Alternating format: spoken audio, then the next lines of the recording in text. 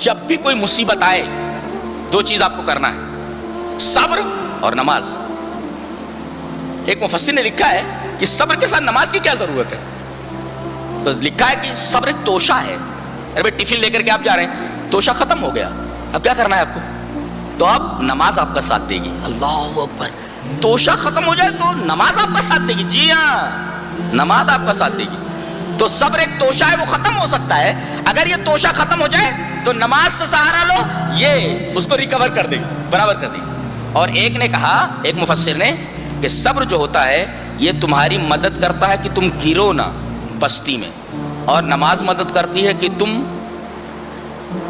ऊपर बुलंदी की तरफ चढ़ते चले जाओ।